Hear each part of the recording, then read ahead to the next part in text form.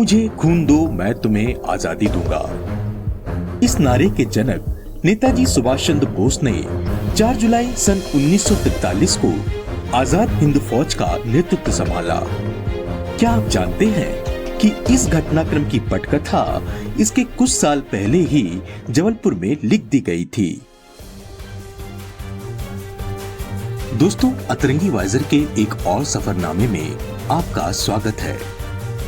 आज की कहानी भारत के स्वतंत्रता संग्राम आंदोलन से जुड़ी एक ऐतिहासिक घटना से है।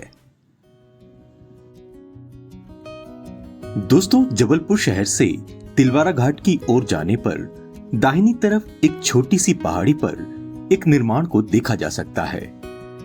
लेकिन इसके अतीत को जानने के लिए इतिहास में कुछ और पीछे चलते हैं। कांग्रेस के 51वें हरिपुरा अधिवेशन के बाद जबलपुर के स्वाधीनता संग्राम सेनानियों के जोश और जज्बे का सम्मान करते हुए 1939 में होने वाले कांग्रेस के 52वें अधिवेशन के लिए जबलपुर का नाम प्रस्तावित हुआ और इसे सर्वसम्मति से पारित किया गया। इस अधिवेशन को नाम मिला त्रिपुरी कांग्रेस अधिवेशन। इस अधिवेशन के लिए नर्मदा नदी के किनारे तिलवारा घाट का चयन किया गया, जहां एक भव्य नगर बनाया गया जिसे विष्णुदत्त नगर नाम दिया।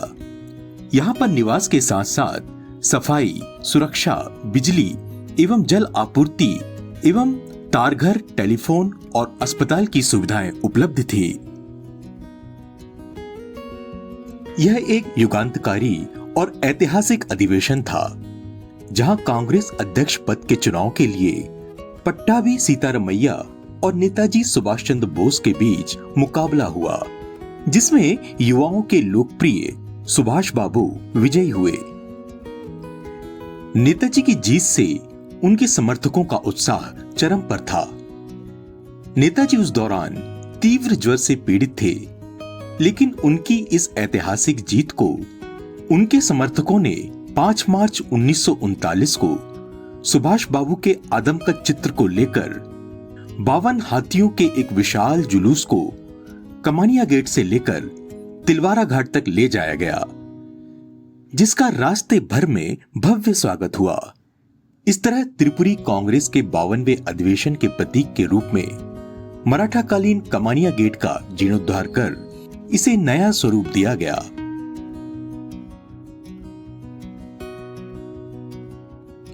साथ ही तिलवारा घाट के पास एक छोटी सी पहाड़ी पर स्मारक का निर्माण किया गया। दोस्तों, नेताजी की लोकप्रियता को आज भी इस शहर में देखा जा सकता है। लेकिन कहानी अभी खत्म नहीं हुई है। इस अधिवेशन के बाद सुभाष बाबू और कांग्रेस के वरिष्ठ नेताओं के बीच वैचारिक मतभेद के चलते सुभाष बाबू अपनी जीत के बाद भी कार्य समिति का गठन नहीं कर सके।